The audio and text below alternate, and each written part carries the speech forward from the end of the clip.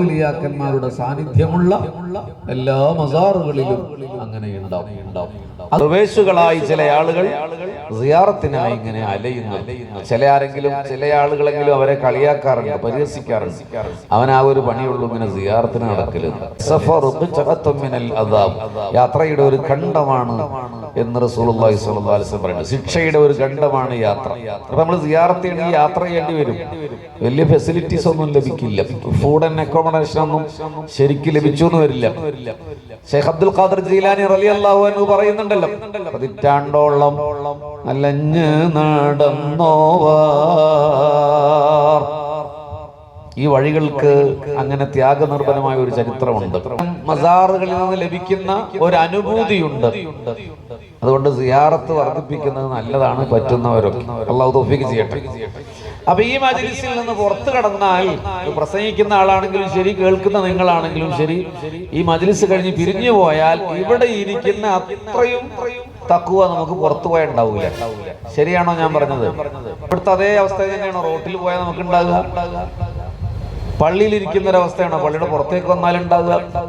അപ്പൊ ഹൻളല റളിയല്ലാഹു അൻഹു ഭയങ്കരമായ ഒരു പോയിന്റാണ് പറയുന്നത്.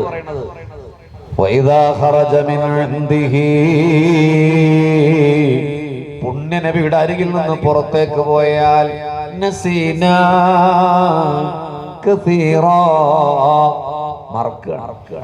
അപ്പൊ അത് കാപട്യമല്ലേ എന്നാണ് അദ്ദേഹത്തിന്റെ ഫിലോസഫി. അതൊരു കാപട്യല്ലേ? അപ്പൊ സിദ്ദീഖ് തങ്ങൾ പറഞ്ഞു, അത് ശരിയാണല്ലോ. രണ്ടുപേരും കൂടി ഇലാ ഹദറത്തി റസൂലില്ലാഹ്, പുണ്യ നബിയുടെ സവിധത്തിലേക്ക് എത്തിച്ചേർന്നു. ഹബീബായ പ്രവാചകരുടെ മുന്നിലും ഹൻളല തന്റെ രണ്ട് കൈയും തലയിൽ കെട്ടിയിട്ട് പറഞ്ഞു, യാ റസൂലല്ലാഹ് നാഫഖ ഹൻളല, നാഫഖ ഹൻളല, നാഫഖ ഹൻളല. ഹൻളല മുനാഫിഖാണ് നബിയേ, ഞാൻ കപടനാണ് നബിയേ. അവിടെയും ഈ കാര്യം ബോധ്യപ്പെടുത്തി കൊടുത്തു. അപ്പൊ പുണ്യ നബി പറഞ്ഞ മറുപടിയിലാണ് നമ്മുടെ ഇന്നത്തെ സംസാരത്തിന്റെ സമാരംഭം. മുസ്തഫായ റസൂലുള്ളാഹിനെ കൊണ്ടല്ലാതെ എങ്ങനെ തുടങ്ങാനാണ്? ഈ ലോകത്തിന്റെ തുടക്കവും മുഹമ്മദാണ് സല്ലല്ലാഹു അലൈഹി വസല്ലം. ഹൻളല റളിയല്ലാഹു അൻഹുവിനോട് പുണ്യ നബി പറയുകയാണ്, ഹൻളല كنتم تضمون على ما تكونون من عندي وفي الذكر. ഹൻളല, എന്റെ അരികിലുണ്ടാകുന്ന സമയത്തുള്ളതുപോലെ ഇവിടുന്ന് പുറത്തു പോയാലും അങ്ങനെ ഒരു അവസ്ഥയായിരുന്നുവെങ്കിൽ, നീ അല്ലാഹുവിന്റെ ദിക്റിന്റെ ആളായിരുന്നുവെങ്കിൽ, ലസാഫഹതുകുമുൽ മലായിക അലാ തുഖികും വഫീ ഫുർശികും ഔ കമാ ഖാല റസൂലുള്ളാഹി സ്വല്ലല്ലാഹു അലൈഹി വസല്ലം. എന്തൊരു രോമാഞ്ചമുള്ള വർത്തമാനമാണ്, ഹൃദയത്തിന്റെ വെളിച്ചം നൽകുന്ന വർത്തമാനമാണ്. ഇന്നമാ ബുഇസ്തു ബിജവാമിഉൽ കലിം. അല്ലെങ്കിലും റസൂലുള്ളാഹിന്റെ നിയോഗം ഏറ്റവും മനോഹരമായ വർത്തമാനത്തിലൂടെയാണ്. ഹൻളല റളിയല്ലാഹു അൻഹുവിനോട് പറഞ്ഞത് എന്താണ്?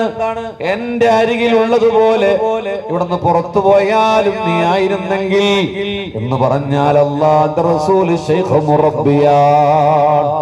മാഷാ അല്ലാഹ്. അല്ലാഹുവിന്റെ റസൂൽ അവർ സഹാബത്തിന്റെ ശൈഖാൻ.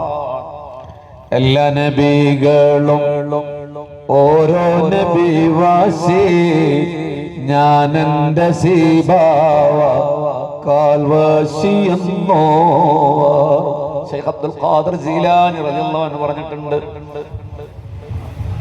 സയ്യിദന്മാരായ എല്ലാ വലികൾക്കും ഓരോ പ്ലാറ്റ്ഫോം ഉണ്ട്. قدمي على رقبات الأولياء ترى. എല്ലാവർക്കും ഒരു പ്ലാറ്റ്ഫോം ഉണ്ട്. എന്റെ പ്ലാറ്റ്ഫോം ആകുന്നത് ബദറുൽ കമാലായ ഞാൻ എന്റെ സീബാവ കാൽവശി എന്നോവർ. ഷേഖ് അബ്ദുൽ ഖാദിർ ജീലാനിയുടെ ഷേഖ് മുഹമ്മദാണ് സല്ലല്ലാഹു അലൈഹി വസല്ലം. കാരണം അവർ സയ്യിദാണ്. ജീലാനി തങ്ങൾ സയ്യിദാണ്. അതാണ് സയ്യിദും ഔലിയാവും തമ്മിൽ കൂടുമ്പോൾ ഈ ഹളറത്തിൽ അങ്ങനെ ഒരു പ്രത്യേകത ഉണ്ട്. മമ്പുറത്തെ മഖാമിൽ അങ്ങനെയുണ്ട്. അപ്പൊ ഷെയ്ഖായ മുഹമ്മദ് നബി സല്ലല്ലാഹു അലൈഹി വസല്ലമയുടെ മാഹൗലിൽ ഇരിക്കുമ്പോൾ ഷെയ്ഖന്മാര് തർബിയത്ത് ചെയ്യും. ഔലിയാക്കന്മാര് നേരിട്ടും അല്ലാതെയും മരണത്തിന് ശേഷവും തർബിയത്ത് ചെയ്യും. ഔലിയായ അതേസമയം മുത്തുനബിയോട് മഹബത്തുള്ള ഒരാൾ മരിച്ചു. അപ്പോൾ അദ്ദേഹത്തിന്റെ സഹോദരൻ നാട്ടിലില്ല. കുറച്ചു നേരം കഴിഞ്ഞാണ് വന്നത്. ജനാസയുടെ മുന്നിൽ വന്നു നിന്നു. അസ്സലാമു അലൈക്കും എന്ന് സലാം പറഞ്ഞു ജനാസയോട്. നമ്മൾ മരിച്ച വീട്ടിൽ പോയാൽ കസേരയിരിക്കുന്ന നാട്ടുകാരോട് സലാം പറയും, മയ്യത്തിനോട് സലാം പറയില്ല. മയ്യത്ത് റൂഹുമായി കണക്ട് ചെയ്തൊക്കെയാണ്. സലാം പറഞ്ഞാൽ മടക്കും. സലാം പറഞ്ഞപ്പോൾ വഅലൈക്കുമുസ്സലാം മയ്യത്ത് സലാം മടക്കി. ആളുകൾ ഞെട്ടി. ഈ സഹോദര അത്ഭുതത്തെ സുബ്ഹാനല്ലാഹ് വഅലൈക്കുമുസ്സലാം ബഅദൽ മൗത്ത്. മരിച്ചതിന് ശേഷം വഅലൈക്കുമുസ്സലാം. അപ്പൊ മയ്യത്ത് നഅം വഅലൈക്കുമുസ്സലാം ബഅദൽ മൗത്ത്. മരിച്ചതിന് ശേഷം തന്നെയാണ് വഅലൈക്കുമുസ്സലാം. അപ്പൊ ഇദ്ദേഹം ഇങ്ങനെ ചോദിച്ചു, കൈഫ ഹാലക യാ അഖീ ബഅദൽ മൗത്ത്. മരിച്ചതിന് ശേഷം നിന്റെ വിശേഷം എന്താണ് എന്ന് മയ്യത്തിനോട് ചോദിച്ചു. അപ്പൊ കറാമത്ത് ശാസ്ത്രത്തിനോട് യോജിക്കുന്നില്ല.